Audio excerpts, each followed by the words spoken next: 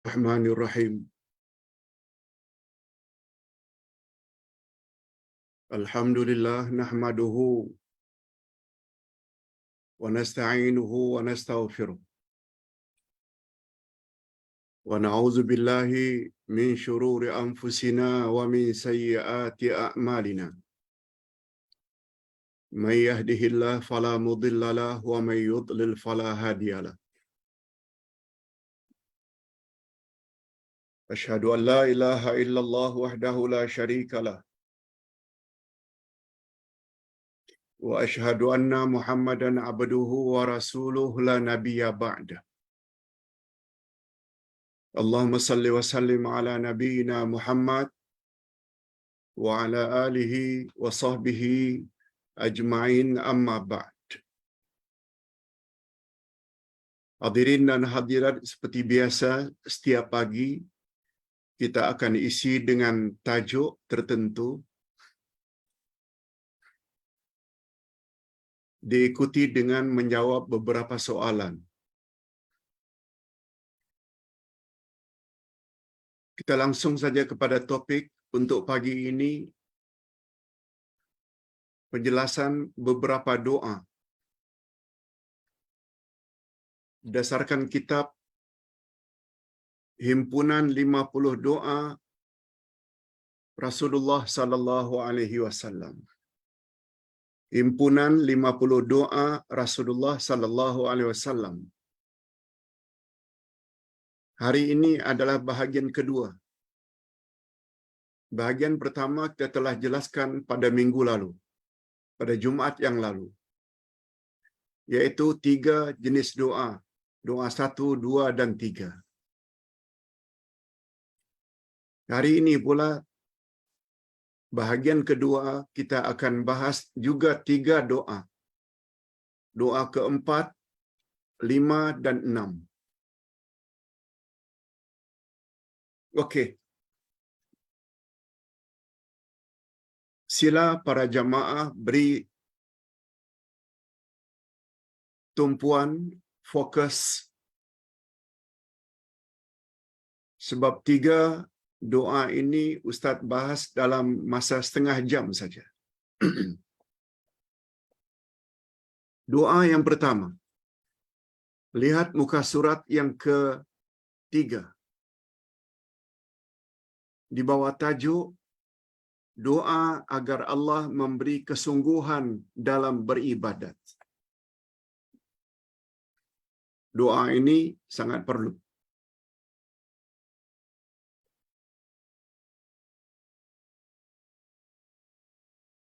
Sebab semua kita tahu tujuan kita dicipta oleh Allah adalah agar beribadat pada Allah.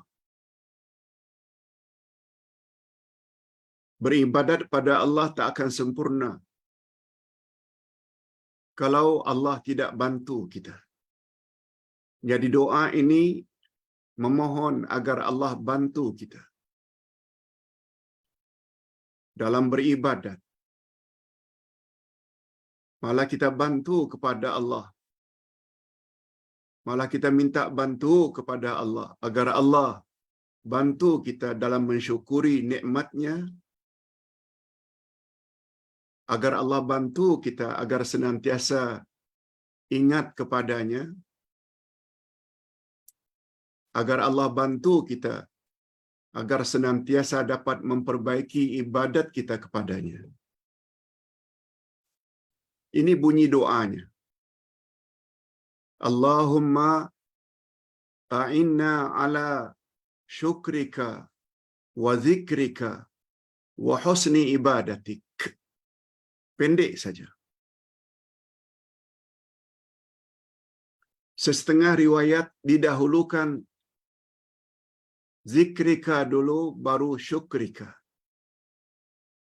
Yaitu Allahumma a'inna ala zikrika wa syukrika wa husni ibadatik. Nah, yang tertulis di sini versi yang lain yaitu dengan mendahului syukrika. Allahumma a'inna ala syukrika wa zikrika wa husni ibadatik. Boleh, kedua-duanya boleh.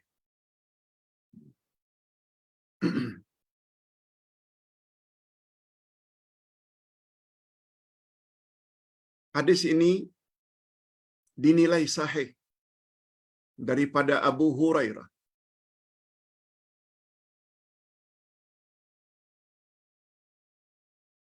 Nah, penjelasan tentang hadis ini dulu.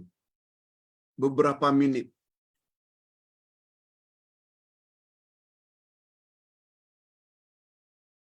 Yang tidak tertulis di sini.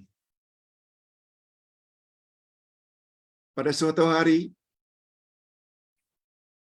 Rasulullah sallallahu alaihi wasallam pegang tangan Muaz.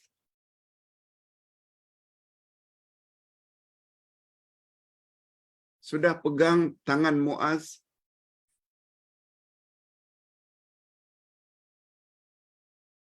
Rasulullah sallallahu alaihi wasallam lalu berkata, "Ya Muaz,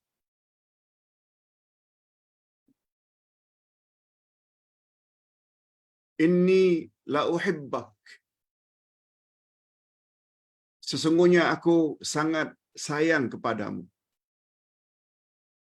Wallahi, demi Allah. Baginda awali dengan sumpah lagi. Ya Muaz, wallahi, inni la uhibbuk. Sesungguhnya aku sangat sayang kepadamu. Kemudian kata baginda,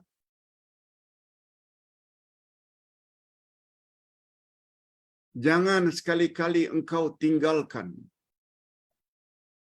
pada penghujung salat baca doa ini. Jangan kamu tinggalkan sekali-kali, jangan baca doa ini setiap kamu selesai salat. Okey. Hadis itu sahih. Uraiannya, kalau baginda Rasul sallallahu alaihi wasallam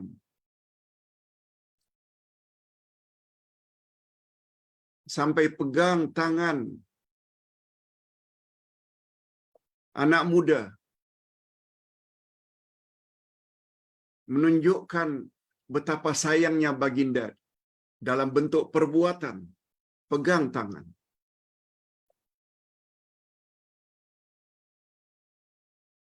Kita bila sayang pada seseorang, pegang tangannya. Suami terhadap isteri,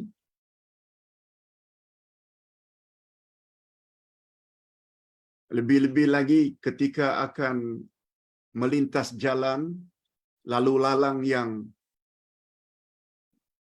sesak, pegang tangannya. Walaupun sudah tua, sama-sama lansia, pegang tangannya. Tanda sayang. Kita lihat suasana ini kadang-kadang dilakukan oleh orang-orang kafir. Kita yang melihat selalu komen, Masya Allah, sayang betul suaminya kepada istrinya. Padahal dua-dua lansia, lanjut usia, warga emas. Mengapa kita tidak buat? Umat Islam yang paling utama mesti buat. Sebagai tanda sayang pada anak, kita pegang tangannya. Yes, itu memberi isyarat. Menyatakan rasa sayang dalam bentuk perbuatan.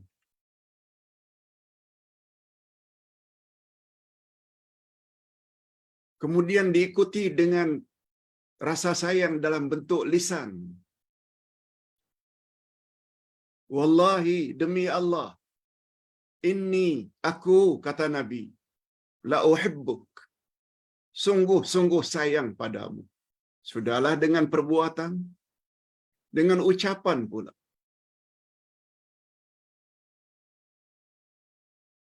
Bila seseorang sayang kepada orang lain, tentu dia akan beri nasihat. Nasihat Nabi dalam hal ini, jangan sekali-kali nak kau tinggalkan baca doa ini pada penghujung setiap salat. Apa doanya? Allahumma a'inna ala syukrika wa zikrika wa husni ibadatik.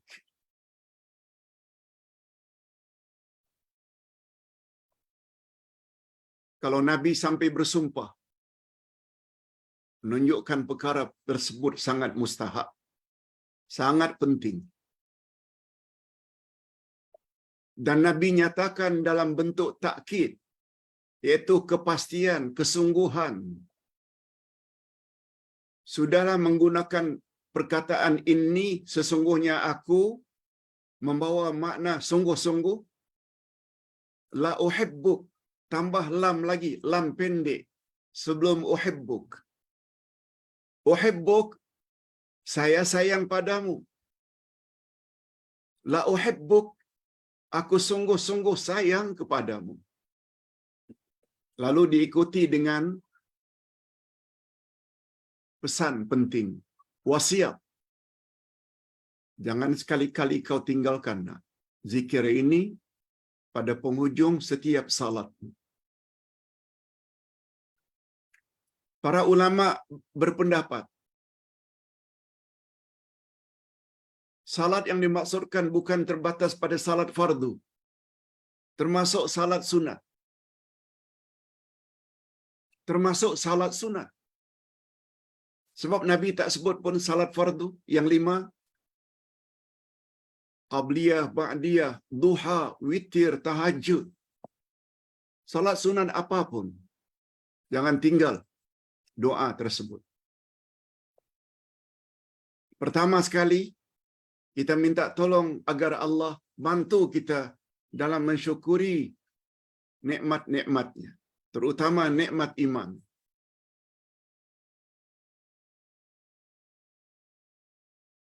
Nikmat amal saleh. Lebih-lebih lagi nikmat melakukan amal saleh ikut cara Rasulullah. Nikmat. Sebab bila beribadat tidak ikut cara Rasul, ada kemungkinan ditolak. Syukuri Allah. Minta Allah supaya bantu untuk mensyukuri nikmat-nikmatnya. Wa zikrika, bantulah aku untuk senantiasa ingat kepadamu, berzikir kepadamu.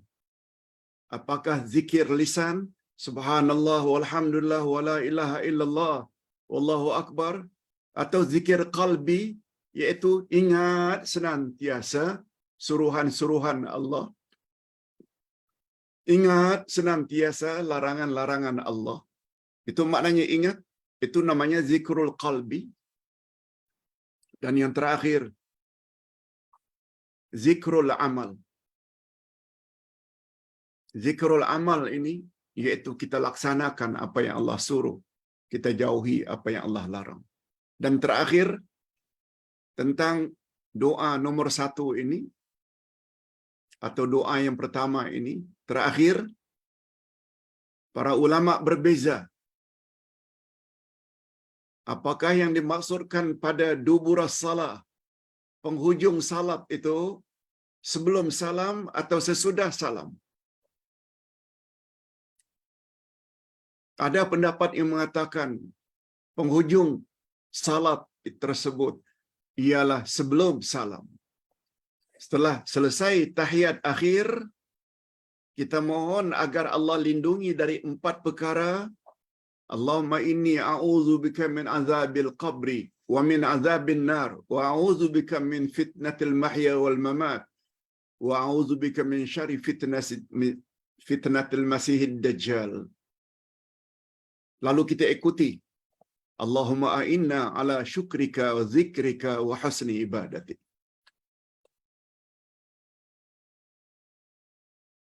Ada yang berpendapat demikian, dan itu pendapat yang lebih kuat. Bagaimana pandangan Imam Ibn Taymiyah dan muridnya Ibnul Qayyim. Ada pula yang berpendapat setelah salam, setelah wirid kita doa. Atau setelah kita membaca istighfar, la ilaha illallah wahdahu la syarikalah, lahul mulku wa lahul hamdu wa huwa ala kulli syai'in qadir. Kita baca Allahumma antas salam wa minkas salam. Juga boleh kita baca Allahumma a'inna ala zikrika wa syukrika wa husni ibadatik, atau Allahumma a'inna ala syukrika wa zikrika wa husni ibadatik. Dalam hal ini dua-dua boleh. Tapi dalam pandangan Ustaz cenderung yang lebih baik bila dibaca doa ini sebelum salam.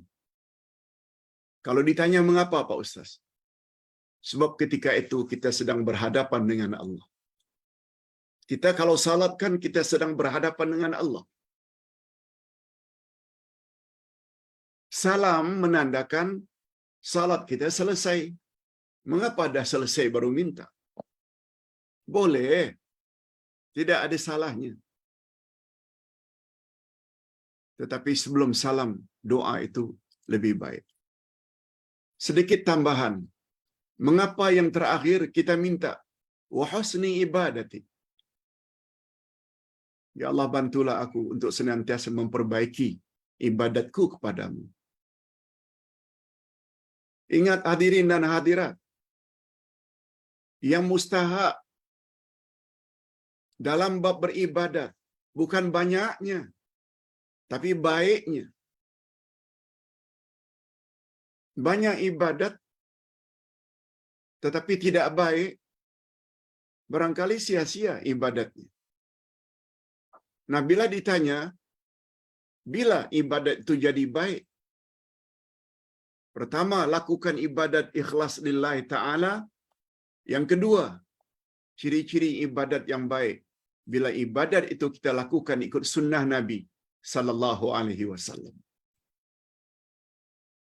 Kita minta agar Allah bukan saja bantu kita mensyukuri nikmatnya, kita minta Allah agar bantu supaya senantiasa ingat kepadanya, dan kita bantu dan kita minta bantu Allah agar Allah beri kita, dorong kita agar dapat beribadat dengan baik.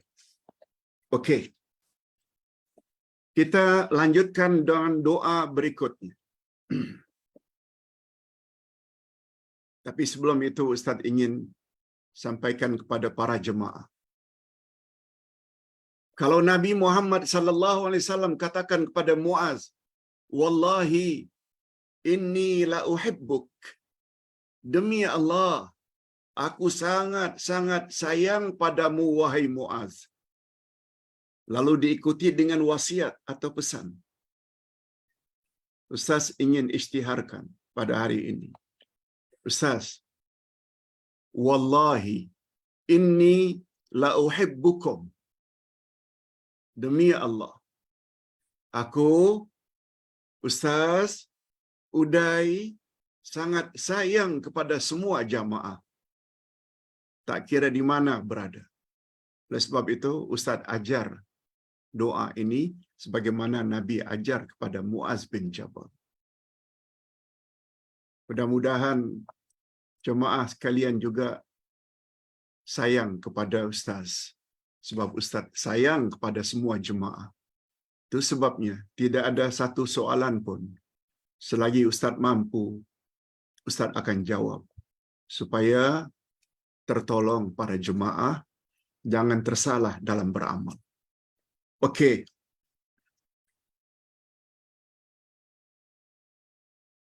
Doa yang kedua dikatakan sebagai doa yang paling afdal. Sebab Nabi yang sebut. Apa kata Nabi? Hadis dari Abu Hurairah. Apa kata beliau? Rasulullah sallallahu alaihi wasallam bersabda, tidak ada doa yang paling afdal yang diucapkan oleh seorang hamba melebihi daripada doa ini.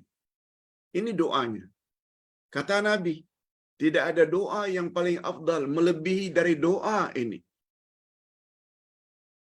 Bunyinya, Allahumma inni as'alukal mu'afat fid dunya wal akhirah. Ringkas saja. Artinya, lihat muka surat yang keempat. Ya Allah, sesungguhnya aku memohon kepadamu kesejahteraan di dunia dan di akhirat.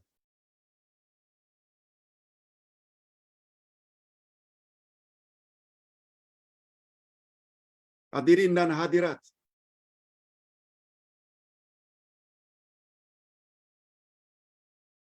manusia hidup bukan hanya di dunia, tapi juga di akhirat.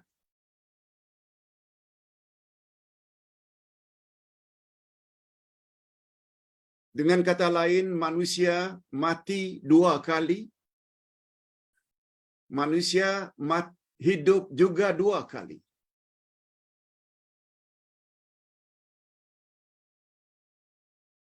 Itu sebabnya Allah berfirman pada ayat 2 dari surat Al-Mulk.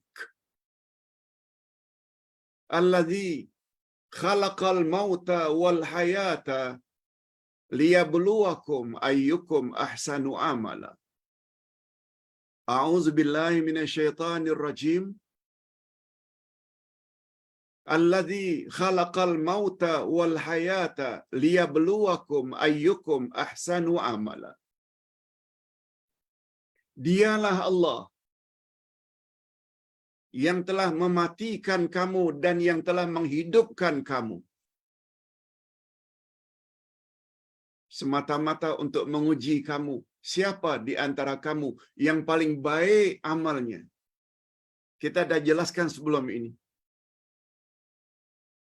Rupanya Allah jadikan mati dan hidup ini untuk menguji kita, mana di antara kita yang paling baik amal kita. Bukan yang paling banyak. Macam yang Ustaz sebut sebelumnya. Amal banyak tapi tidak baik, tak ada guna. Beramal tak ikhlas. Beramal ikhlas tapi tidak ikut cara Rasul, amal itu tak diterima oleh Allah. Jadi amal yang baik itu, bila amal itu kita lakukan dengan ikhlas lillahi ta'ala, dan yang kedua, amal itu bersesuaian dengan syariat yang dibawa oleh Nabi Muhammad sallallahu alaihi wasallam. Itu ayatnya. Ayat 2 dari surat Al-Mulk. Cuma dari sisi lain, kata para ulama tafsir, manusia diawali dengan mati dulu, baru hidup. Sudah hidup, mati lagi kali kedua. Kemudian baru hidup balik, hidup yang kedua. Hidup, mati yang pertama maknanya waktu kita tidak ada. Sebelum kita lahir. Malah sebelum atuk, nenek dan ibu bapa kita kahwin. Kita tak ada, itu maknanya mati. Itu sebabnya mati disebut dahulu. Allazi khalaqal mauta, maut dulu. Wal hayata, baru yang kedua. Setelah tiada, itu mati pertama, sekarang ada. Di atas muka bumi. Tak lama lagi, semua kita akan mati. Itu mati yang kedua. Setelah mati, nanti kita akan dibangkit balik di akhirat. Itu hidup yang kedua. Nah, dalam hal ini, kita minta kepada Allah kesejahteraan dan keselamatan di dunia dan di akhirat. Minta kesejahteraan, keselamatan ketika hidup yang pertama dan hidup yang kedua.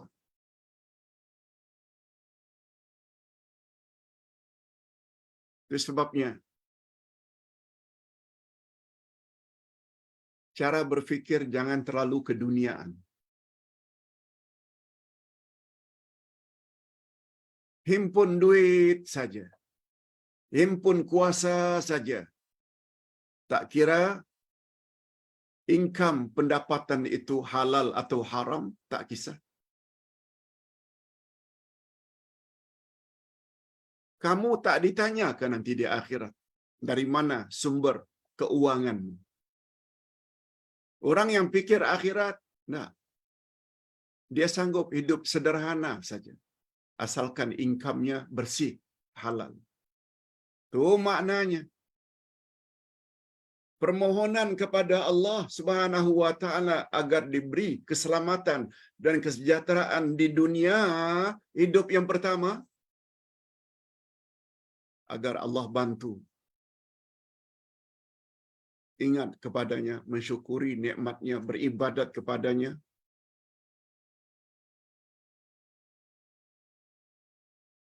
Diberi kesehatan, diberi kekuatan, diberi ilmu, rajin attend kelas, rajin infak, sedekah, dan pada masa yang sama juga minta agar Allah selamatkan di dunia dari melakukan perkara-perkara yang boleh membawa dosa. Bantu ya Allah agar kami dapat menjauhi zina, minum arak, berjudi, rasuah, durhaka pada mak bapak. Itu semua tercakup di dalam perkataan al-mu'afat. Minta selamat di dunia, minta selamat di akhirat pula. Semua kita tahu. Supaya dimasukkan dalam syurga, supaya mendapat ganjaran pahala yang banyak yang selama ini kita telah laksanakan di dunia, seperti beri infak ini, tolong anak yatim, tolong bina masjid, tolong rumah anak-anak tahfiz. Kita dapat amal jariah di sana, bukan di sini. Dan terhindar daripada siksaan Allah, selamat dari siksaan Allah, siksaan neraka. Itu namanya al-mu'afat fil akhirah. Itu sebabnya kata Nabi, pada suatu hari bertanya kepada para sahabat, ayyul mu'minina aqyas. Orang beriman manakah yang paling bijak? Sahabat tidak dapat jawab, kecuali hanya menyatakan secara sopan, hanya Allah dan Rasulullah yang lebih tahu jawabannya. Lalu Nabi jelaskan, tanda-tanda orang beriman, mukminin, mukminat yang bijaksana. Aksaruhum zikra lil maut. Mereka yang banyak ingat mati. Dan yang kedua, ahsanuhum isti'dadan lima ba'dal maut. Orang yang paling baik bekalan yang dia bawa untuk sesudah mati. Paling baik ahsanuhum. Ingat mati, senantiasa memperbaiki ibadat sebagai bekal untuk dibawa sesudah mati. Mudah-mudahan bapak-bapak dan ibu-ibu kita semua termasuk di dalam golongan orang-orang yang bijaksana. Bukan bijak sini. Bijak sini ini yang dia fikir dunia saja. Ingin dapat harta, tak kisah halal ke haram. Untuk mendapat kekuasaan, tak kisah dengan cara yang betul ke atau dengan cara menipu. Tak kisah. Itu namanya orang yang bijak sini. Orang yang bijaksana tak. Dunia dia ingat juga, tapi dia lebih lagi banyak ingat kepada hari akhirat. Mudah-mudahan bapak-bapak dan ibu-ibu kita termasuk ke dalam golongan ini. Nah, yang terakhir, doa yang terakhir. Kita tinggal hanya 5 minit untuk menjelaskan doa yang terakhir ini, yaitu doa yang ke-6. Ustaz kira tak perlu banyak Ustaz bahas tentang doa ini, sebab doa ini sangat selalu Ustaz ulang-ulang. yaitu mohon agar Allah memberi kebaikan yang menyeluruh. Memohon kepada Allah agar Allah beri kita kebaikan yang komprehensif, yang syumul, menyeluruh. Bunyi doanya, Allahumma aslih li diniyal ladzi huwa ismatu amri wa aslih li dunyaya allati fiha ma'ashi wa aslih li akhirati allati fiha ma'adi waj'alil hayata ziyadatan li fi kulli khair waj'alil mauta rahatan li min kulli syarr. Ustaz terjemah saja secara bebas.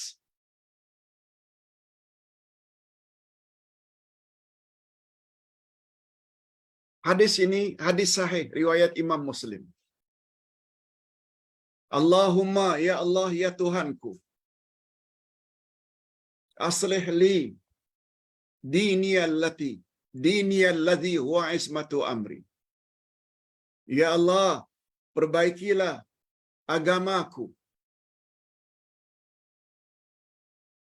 sebab dialah yang mengatur segala urusanku. Agama dulu, dini. Dan perbaikilah duniaku, duniaya, yang padanya aku menjalani kehidupan. Dua, setelah agama, dunia. Wa aslih li akhirati, perbaikilah akhiratku, sebab kepadanya aku akan balik, aku akan kembali.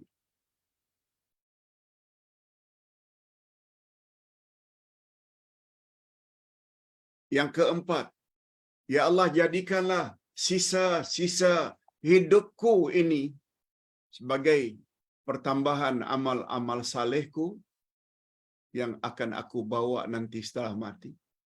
Jadikan. Jangan jadikan aku orang yang suka buang masa. Sisa-sisa hidup ini aku isi dengan amal-amal yang berguna. Dan jadikanlah kelak kematianku sebagai tanda berakhirnya dosa. Ustaz nak jelaskan secara singkat saja.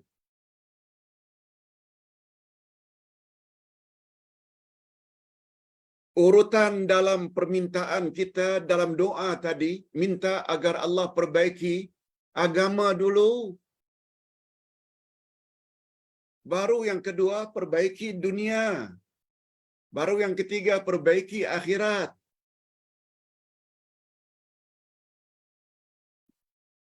Itu sebabnya, minta maaf ibu-ibu dan bapa-bapa sekalian serta para pemirsa, sikap sesetengah ibu bapa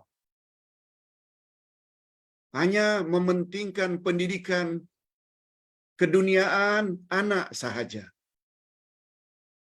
kepentingan akademik sahaja, matematik, geografi dan mesti lulus semuanya. Tapi agama anak kurang diberi perhatian. Salah besar. Ustaz tidak katakan salah, tapi Ustaz tambah besar. Salah besar.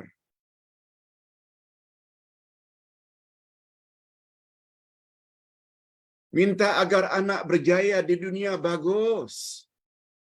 Tapi di dunia ni berapa lamalah kita hidup? Anak hidup dengan dapat BA, MA, PhD. Anak akhirnya layak mendapat gaji yang lumayan besar. Puluhan ribu. Berapa lama kesenangan hidup itu dia kecap? Kata Nabi, umur-umarku antara 60-70 saja. Tak fikirkan tentang agama anak. Ini yang Ustaz baru-baru ini sebut di hadapan santri-santri. pelajar-pelajar yang kami terima belajar di MIBS, Mahfaza Islamic Boarding School di Batam.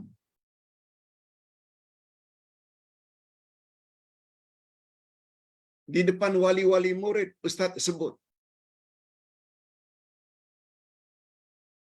macam mana nanti anak-anak akan jawab pertanyaan mukar wa nakir, man rabbuka, kalau dia tak kenal Allah.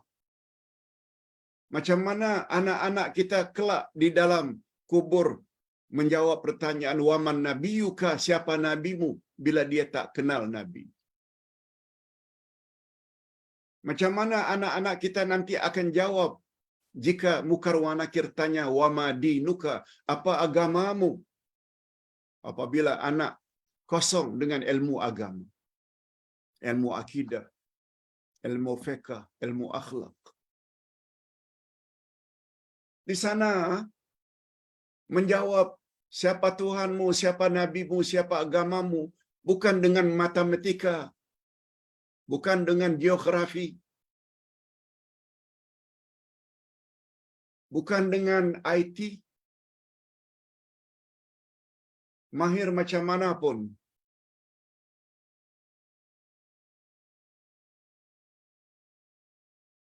Dalam ilmu IT, information technology, mahir dalam laptop, dalam gadget. Bukan itu yang jawab. Ma'rifatullah, ma'rifatun nabi, ma'rifatud dinil Islam. Ini yang Ustaz selama ini coba bimbing bapa-bapa, ibu-ibu dengan kitab Al-Asma'ul Husna, dengan tafsir Al-Furqan, tentang ke arah memahami Al-Quran dan Al-Hadis, tentang buku akidah, tentang doa yang datang dari Rasulullah untuk menolong kesempurnaan hidup di akhirat.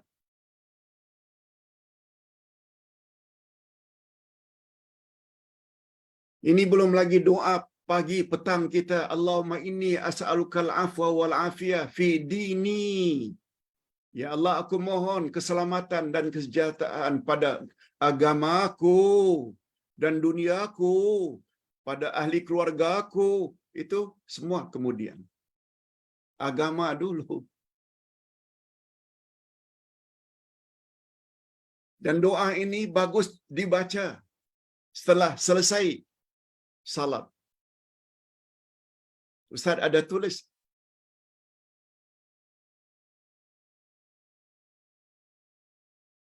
baru kemudian kita minta agar Allah perbaiki dunia kita. Badan sihat, dapat rezeki, terjaga maruah dunia. Baru kemudian kita minta supaya Allah perbaiki akhirat kita dengan membawa bekalan-bekalan yang banyak. Bekalan yang paling utama untuk kita bawa adalah takwa. Sebagaimana firman Allah, "Fatazawwadu fa inna khairaz zadi taqwa." Buat bekallah kamu dari sekarang. Dan sebaik-baik bekal untuk dibawa adalah takwa. Takwa maknanya buat suruhan Allah dan jauhi larangan Allah. Kemudian terakhir kita minta supaya Allah jadikan sisa-sisa hidup kita yang tak berapa lama lagi ini. 5 Julai yang lalu Ustaz genap 77 tahun. Ini dah dapat bonus 7 tahun dah. Sebab kata Nabi, umur umatku antara 60 ke 70, sedikit sekali yang melepasi umur itu. Mudah-mudahan Ustaz diberi oleh Allah umur panjang, tak kurang dari umur Pak Yasin. Pak Yasin 90 tahun umurnya. Tolong aminkan. Lahir 1913, meninggal 2003. 90 tahun. Mudah-mudahan masing-masing kita diberi oleh Allah umur yang panjang. Amin, amin ya rabbal alamin. Dan yang terakhir, minta kepada Allah agar kematian kelak menandakan kita sudah tidak ada dosa lagi dan mendapat husnul khatimah. Mudah-mudahan penyampaian dan penjelasan tentang 3 doa ini berguna untuk kita. Dan alhamdulillah Ustaz dapat menyelesaikan 50 doa yang selalu dibaca oleh Rasul. Amalkan, doakan dengan pemahaman tadi. Bila kita faham latar belakang setiap doa itu, dia membuat kita semakin bersemangat. InsyaAllah.